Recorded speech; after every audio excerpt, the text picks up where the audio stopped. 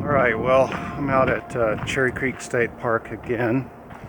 I enjoyed my last visit so much that I thought I'd come back and see what it has to offer again. Now, I didn't vary things much. I'm on the same trail. By the way, if you're in the area, it's the Shop Creek Trail.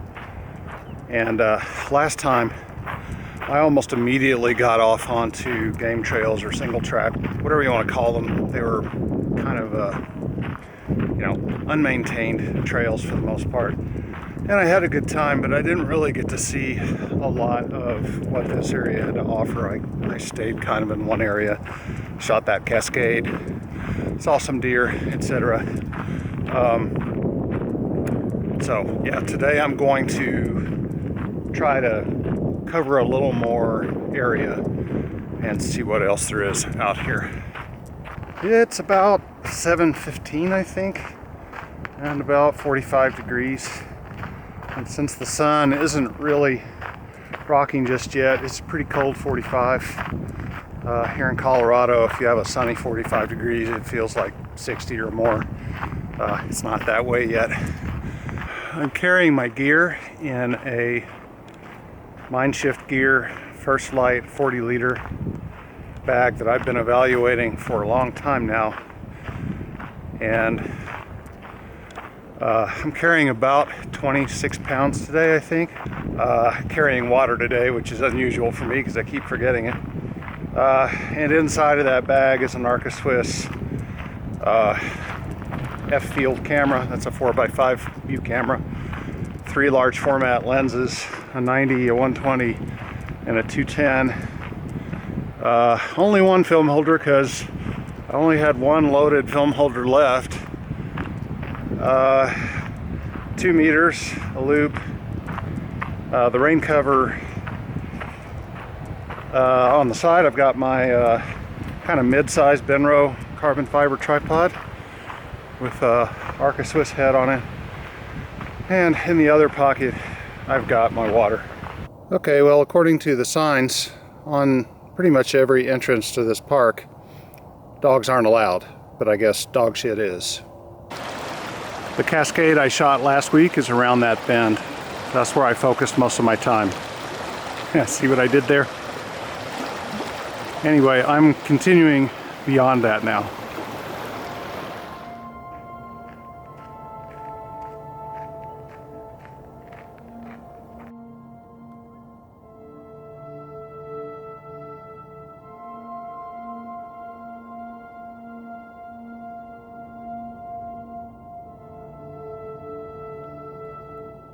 Okay, well, I have pretty much cut across the whole kind of forested section of that part of the park, and I'm now out to an area that's kind of wide open, and I'm pretty sure I recognize it from prior trips here. So I'm going to head back in.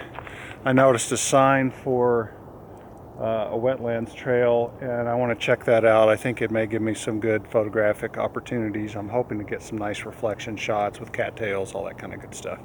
We'll see what happens.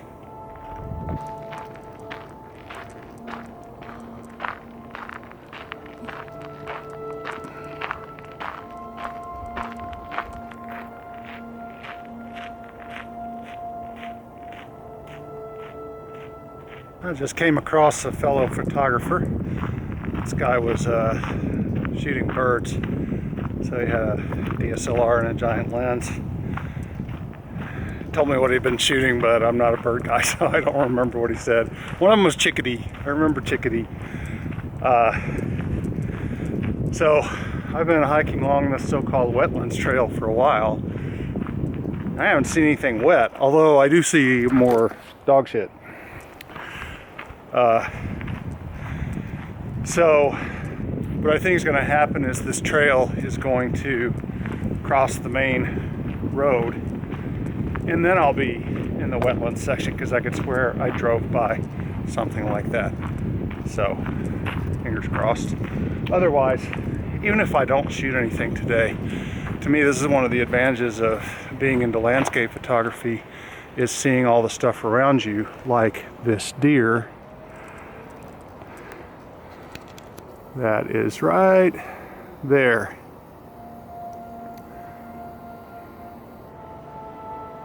It's not moving very much.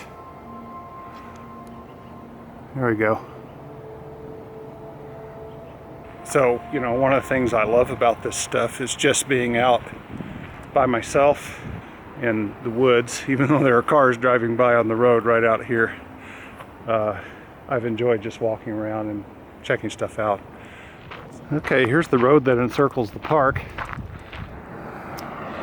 I could swear around this corner up here is where I saw a nice view with cattails and so forth, so I think I'm going to head up that way and hope that I'm not off by too much. Yeah, so this is it. This is the scene I noticed when I drove by this morning on the road. I was like, oh wow, that looks great. Unfortunately, the sun is pretty brutal right here. It would be in frame, and I'm not really sure.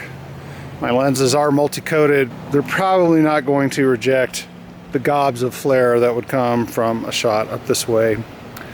Plus, I feel like the tones are probably not going to come across if I squint my eyes.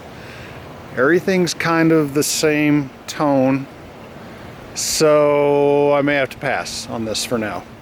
By the way, I mentioned squinting my eyes. That is a artist trick. I don't know if photographers ever, I've never read a photographer talk about it. But what it does is it cuts out some of the color information from the scene, and it kind of just gets it down to tones in terms of light, dark, mid-tone, etc. And you do it in art to try to help yourself abstract away from the details in the scene, and also to, as I'm kind of talking about, get a sense for the tones that are in play. So, you know, I think it's a valid photography technique. You heard it here first, folks. Now, if you're doing black and white photography and you've got filters on you, and the colors in the scene allow you to use the filters to enhance or to sort of push down the colors in the scene to give yourself the contrast you're looking for, well, that is obviously a photographic technique that you could apply. So I still don't think this scene is going to be something I could recover with my yellow filter, so I gotta pack it in on this particular shot.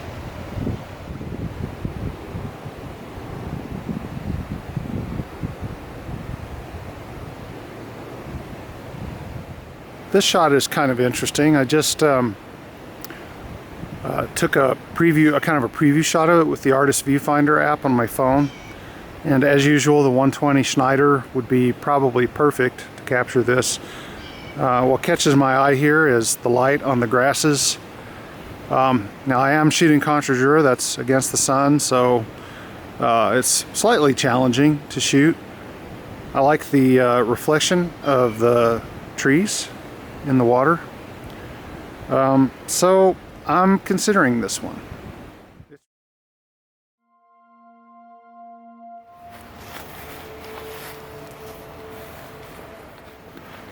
Kind of exploring some single track along this creek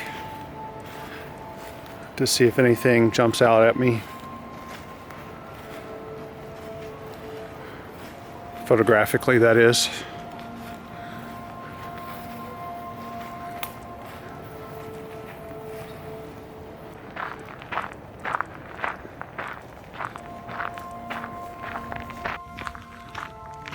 All right, well, you can probably tell I had to switch over to my iPhone because I'm a genius and didn't bring an extra battery for my RX 100 that I was using to shoot video. Here it is. By the time I publish this video, you will have seen, I think, at least one other video where I decided to use the RX 100. And this is my rig. I just kind of put it on a GorillaPod and just kind of slide it in the chest strap or the sternum strap, whatever it's called, on the backpack. And so I have it really convenient. I can just pop it off, shoot some video, pop it back on. It works out really well if I'm carrying a backpack.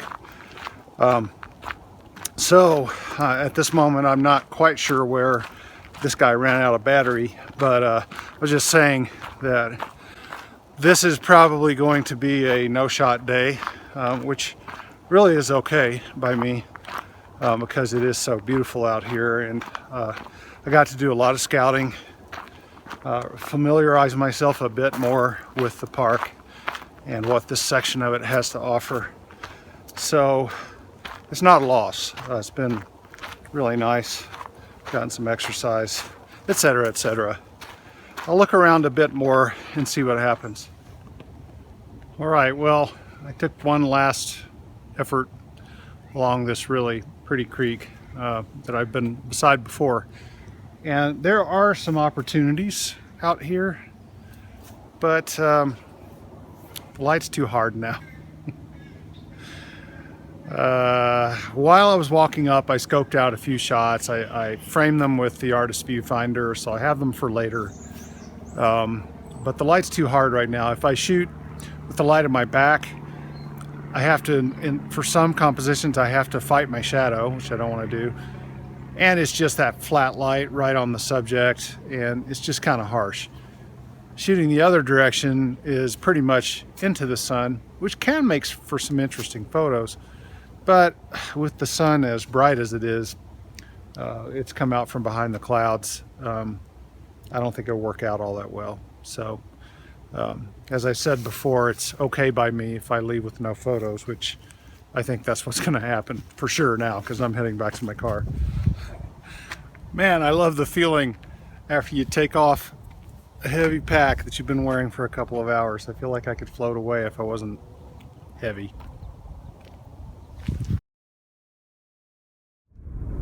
Well, that was a pretty good time. Yeah, I didn't get any photos. I didn't even take any digital photos with my RX100. This large format thing really changes the way you think about photos. You much less likely to waste a shot for whatever the reason might be. Composition, you don't have the right lens, the light isn't right. In this case today, one of the subjects I liked, I guess you could say the light wasn't right because the subject, or it wasn't really a subject per se in that shot. It was more the environment that I wanted to take a picture of.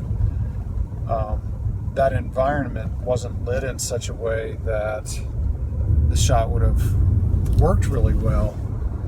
And I suppose I could have, tried to just go ahead and take the shot no matter what, but, there's effort. There's effort to set up the camera, to get everything sort of all the movements that you might need. That shot was probably a straightforward shot, so wouldn't have needed a lot of movements. Then get the film loaded up into a developing tank, develop it, and then either scan or photograph it on my little light box that I have. So it's a lot of work to find out whether or not the shot would work. So that's why I did the squinting technique, to kind of give me a little bit of a preview of just how much would be going on in that shot once taken. And I probably could have taken it and then brought it into Photoshop and more likely really Nik Silver Effects and gone to town on the image and probably could have gotten something I liked. But I wanted to start with something that was kind of ready to go right out of the negative, or at least as close to that as I could get, and then make smaller adjustments in software. And I don't have any problem making adjustments in software. I am definitely not a purist. I feel like, within reason, and by that I mean in terms of not like adding things to the picture that weren't there, that sort of thing. I'm not into that, but anything you can do to the photo to improve it based on the composition you planned on and shot, that's fair game. when Ansel Adams took his negative into the darkroom to print it, he didn't just print it straight up. He did all kinds of stuff to improve the quality of the image, dodging burning, changing the contrast of his paper, all that kind of stuff that I'm not expert at. I do know about it. That stuff was all fair game. And so I think he said the negative is the score and the print is the performance. So all the stuff you do in software after you get that negative digitized, if you're a hybrid guy like me, that's fair game, in my opinion. Share the road with the bicyclist here. It's funny, when I have been on and off in my life a really serious bicyclist. When you're on the bike, at least in my opinion, I never cared if cars passed me close, as long as they weren't being dicks about it. But then when I'm in the car and there's a cyclist, I'm always like, oh no, I don't want to mess with them. I don't want to make them feel endangered. So I hope they were more like me than I assume they are. Now I'm being random. All right then, thanks for watching. I'll catch you later.